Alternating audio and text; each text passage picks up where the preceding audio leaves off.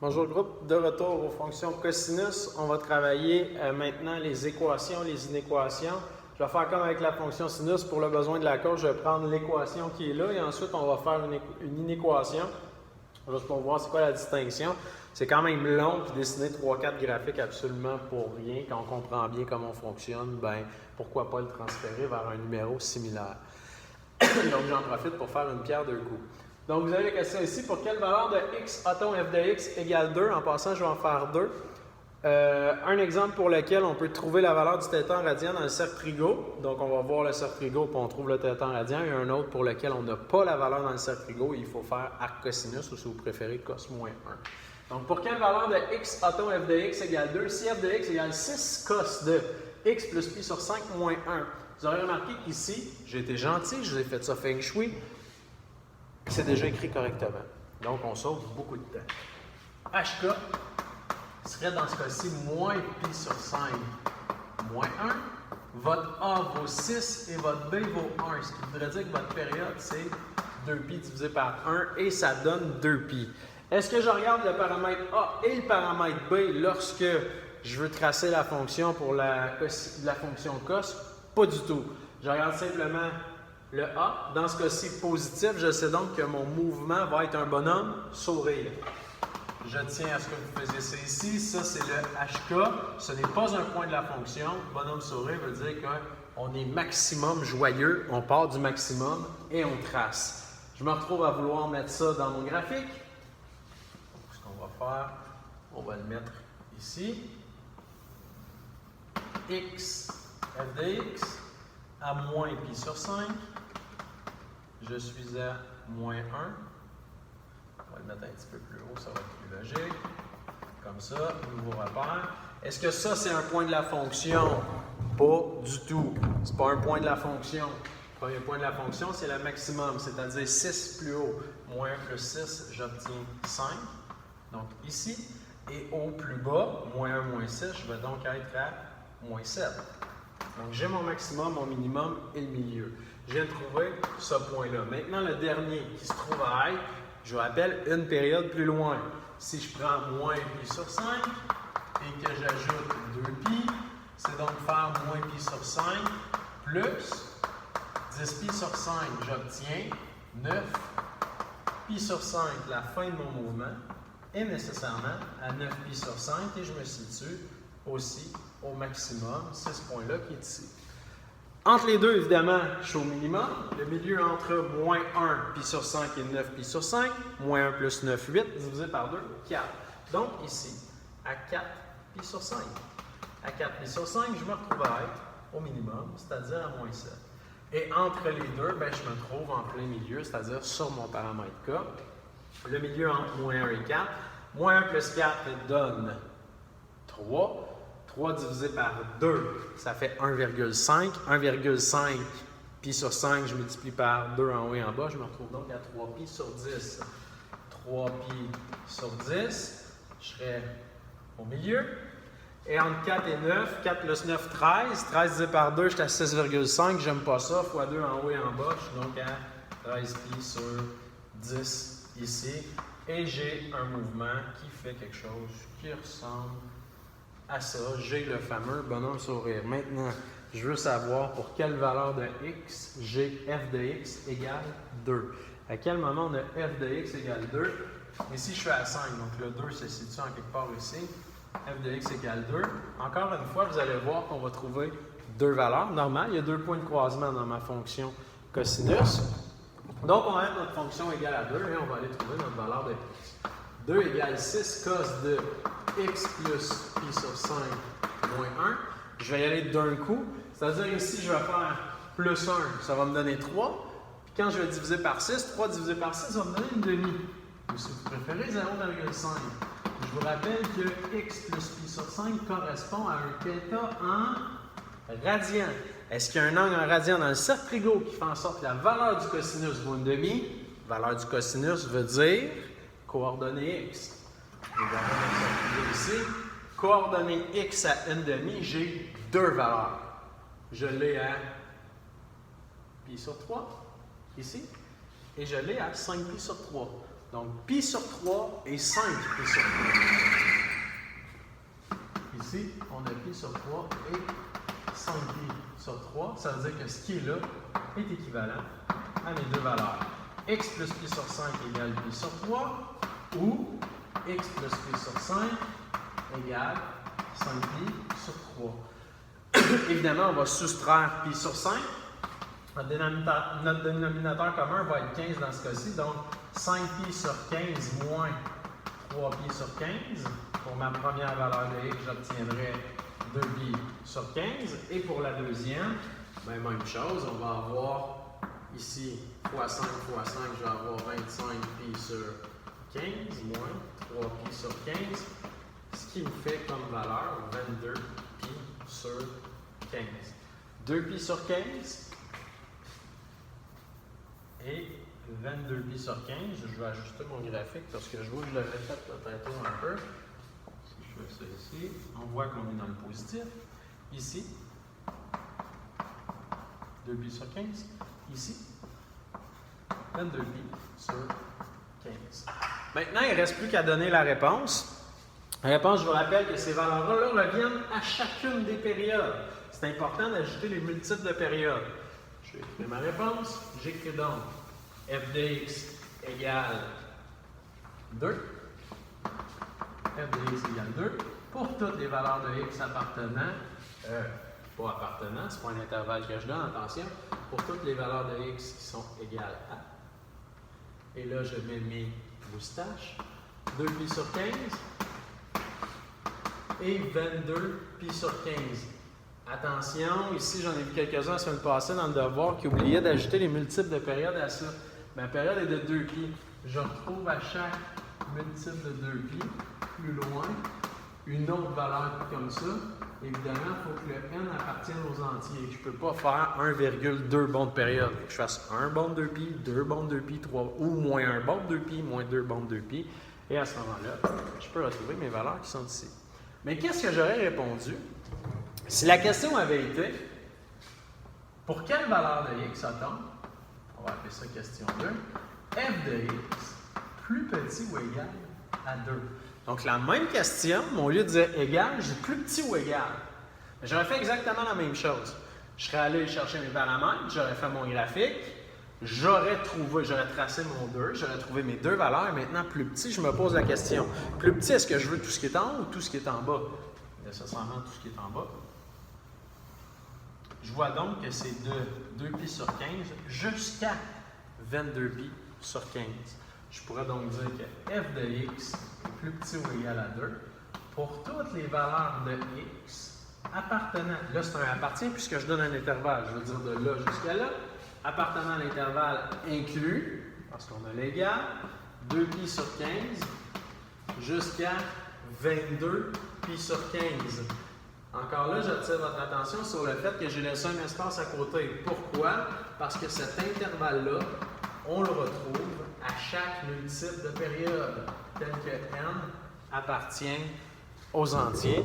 Et là, on a complété notre problème. On a fait l'équation, l'inéquation et un exemple où on pouvait trouver la valeur du θ en radian dans le cercle trigonométrique. C'était notre exemple 1. Maintenant, l'exemple 2, qu'est-ce qu'on fait? C'est le tableau. Qu'est-ce qu'on fait dans un exemple où on ne trouve pas la valeur dans le cercle trigo? Bien là, sortez votre calculatrice, on va en avoir le besoin. Donc, je fais l'exemple. Je commence avec une équation, on va faire la même chose, on va le transformer en une équation par la suite. Pour faire deux numéros dans un. Donc ici, vous voyez que je ne l'ai pas écrit correctement. Je vais d'abord sortir le 7. Moins 4 cos. Je mets 7 en évidence, j'ai x plus pi sur 14. Moins 3. Je me retrouve donc à avoir un hk qui est à moins pi sur 14 moins 3. Mon A vaut moins 4 et mon B vaut 7. Ça veut dire que ma période est de 2 pi sur 7. J'ajouterai à ça que je pars du minimum. Mon A négatif, j'ai une baboune dans ce cas-ci. Je vais faire mon graphique de ce côté-là un petit peu plus gros.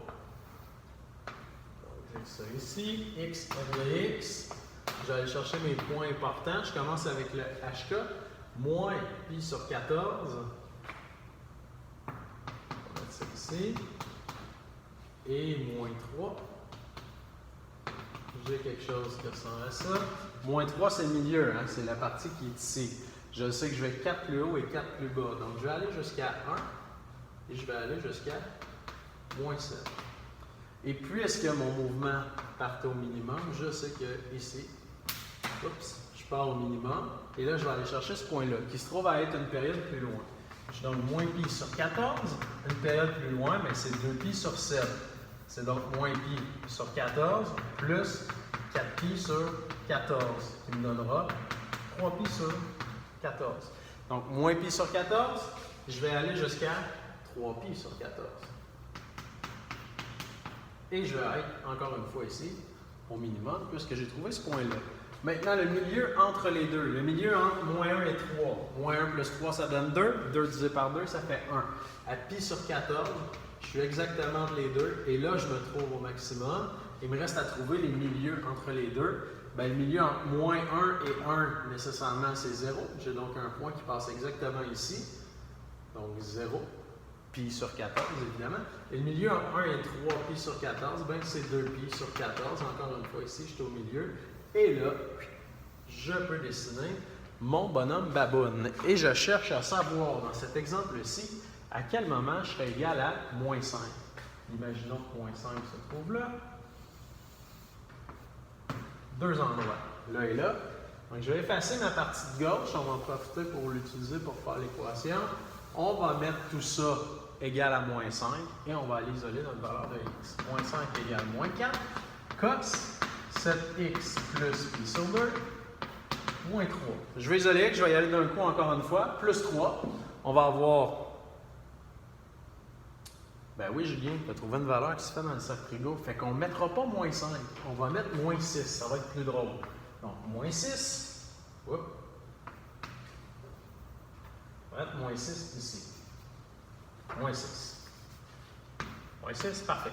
Donc, moins 6, je fais plus 3. Moins 6 plus 3, ça donne moins 3. Moins 3 divisé par moins 4, ça donne 3 quarts. Cos 7x plus pi sur 2. Attention, ici, c'est un angle en radian. Y a-t-il un angle en radian dans le sac frigo qui fait en sorte que la valeur du cosinus vaut 3 quarts? Je rappelle que le cosinus a la coordonnée x. Ça arrive-tu ça? Non. Qu'est-ce que je fais dans ce temps-là? Calculette. Ouais, mais monsieur, je me mets en degrés ou je me mets en radian? Est-ce que je travaille en ce moment avec la fonction? Oui. Donc, en radian. On va envoyer le cos de l'autre côté. Cos moins 1, 3 quarts, est égal à 7x plus pi sur 2. Et on va faire cos moins 1 qui est comme arc cosinus. Ça vous donne 0,72. Et ça, c'est 7x plus pi sur 2. Oh, attention! C'est quoi l'autre valeur? Tu te souviens qu'en sinus, j'avais la valeur et pi moins ce que j'ai obtenu. Dans ce cas-là, quelles sont mes deux valeurs? Là, deux exemples pour vous convaincre. Je reviens à ce que j'ai fait tantôt. Tantôt, j'ai obtenu deux valeurs. J'avais pi sur 3. J'avais 5 pi sur 3. Lorsque je cherchais l'angle en radian qui faisait en sorte que le cosinus valait une demi. Je ferai remarquer ici que pi sur 3, c'est quoi? Ça correspond à cet angle-là en radian. C'est quoi 5 pi sur 3? C'est la même chose que pi sur 3, mais tourné dans le sens inverse. Au lieu de 5 pi sur 3, j'aurais pu dire moins pi sur 3. Ça aurait voulu dire que mon premier angle aurait été pi sur 3, mon deuxième angle aurait été moins pi sur 3. Ouais, mais Julien, tu n'aurais pas obtenu les mêmes valeurs en isolant. C'est vrai, tu as raison. J'aurais obtenu une valeur différente qui se serait trouvée à être une période avant. J'aurais trouvé celle-là et celle-là. Et puisque c'est symétrique selon Y, bien c'est clair que si je trouve une valeur à droite, la valeur à gauche est à la même distance. Et je me ramène dans l'exemple que j'ai là. Deuxième façon de vous convaincre. Ce que je suis en train de vous dire, c'est que si je complète ma fonction cos, puis je dis j'ai une des deux valeurs, puis l'autre c'est la valeur négative, bien je vais trouver ces deux-là. Fait que pour aller chercher elle, j'aurai qu'à ajouter une période, puis ça va être réglé. Donc en sinus, la valeur est pi moins ce que j'ai obtenu. En cosinus, j'ai la valeur et moins la valeur 7x plus pi sur 2. Évidemment, à partir de là, on l'a perdu la précision, donc plus important de garder les pi. Je vais donc faire 0,72 moins pi sur 2. Et tout ça, je le divise par 7. Dans ce cas-ci, j'obtiens moins 0,12. Dans l'autre exemple, j'ai moins 0,72. Je fais moins pi sur 2. Et je divise tout ça par 7. J'obtiens, dans ce cas-ci, moins 0,33. Donc, moins 0,33 et moins 0,12. Pas trop compliqué de voir que ce seront nécessairement les valeurs ici, moins 0,12 et moins 0,33. Si vous n'êtes pas convaincu, calculez la valeur numérique de moins pi sur 14. Et si je fais moins pi sur 14, j'obtiens ici, là, c'est équivalent à 0,22. Donc ici, je suis à moins 0,12. Ici, je suis à moins 0,33. Et tout ce qu'il me reste à faire à partir de là, c'est de donner ma réponse. J'efface, je vais donner mes deux valeurs. On va faire ça comme ça. Je vais donc dire f de x égale moins 6 pour toutes les valeurs de x qui sont égales. Attention, je suis en train de pointer des valeurs. La plus petite d'abord, moins 0,33 et moins 0,12. Évidemment, ça se répète à tous les multiples de période, donc plus 2pi sur 7n, tel que n appartient aux entiers. Est-ce qu'on aurait pu rajouter une période à celle-là et dire, c'est celle-là et celle-là? Oui, ça aurait fonctionné aussi. Maintenant, j'en profite pour faire mon exemple d'inéquation. Si je vous avais dit, question 2, trouvez-moi les valeurs pour lesquelles f de x est plus grand que moins 6. Bien là, vous êtes en train de travailler avec moins 0,33 et moins 0,12. La partie qui est plus grande dans une période, moi je vois que c'est ça. Et nécessairement, ça se répète une période plus loin, une autre période plus loin, ou une période avant, deux périodes avant. Pour partir d'ici et aller chercher ça, qu'est-ce que je vais faire? Bien, je vais ajouter une période, soit 2pi sur 7. Donc, si je prends moins 0,33 et que j'ajoute 2pi sur 7, vous voyez que j'obtiens 0,57. Hop, 0,57. Et je pourrais dire que ma fonction est plus grande que moins 6 de moins 0,12 jusqu'à 0,57. f de x plus grand que moins 6 pour toutes les valeurs de x appartenant à l'intervalle qui va de moins 0,12, je laisse un espace, jusqu'à 0,57, je laisse un espace et j'exclus mes valeurs parce que cette fois-là, je veux strictement plus grand. Plus 2pi sur 7n, mon multiple de période, 2pi sur 7n, tel que n appartient aux entiers. Et j'ai terminé mes équations et mes inéquations. Même chose que la fonction sin, à la limite, je vous dirais que c'est plus facile. Vous n'avez pas pensé à faire pi moins ce que vous avez obtenu. Avec le cos, vous faites ce que vous avez et moins ce que vous avez. Ouais, mais j'ai bien comment je vais faire pour retenir tout ça, que sin, lequel est lequel. Sin, c'est ce que j'ai et moins ce que j'ai, puis cos, c'est la valeur et moins la valeur. Je pense que je les ai à l'envers. Je répète. Sin, c'est ce que j'ai et pi moins ce que j'ai obtenu, alors que cos, c'est ce que j'ai et moins ce que j'ai obtenu. Comment je fais pour m'en souvenir? Très simple. Très simple. Cos, ça s'écrit comme ça. Vous avez donc votre valeur. Exemple, c'est 0,25. Et l'autre, ce sera 0 moins 0,25. Ça vous donnera moins 0,25. Oh, n'est-ce pas fantastique? Pour sin, tout le monde sait que sin, ça s'écrit comme ça. Donc, vous avez votre valeur, imaginons 0,25, et l'autre valeur, c'est pi moins 0,25. Petit truc facile pour se souvenir des éléments de base. Sur ça, je vous souhaite une excellente fin de journée.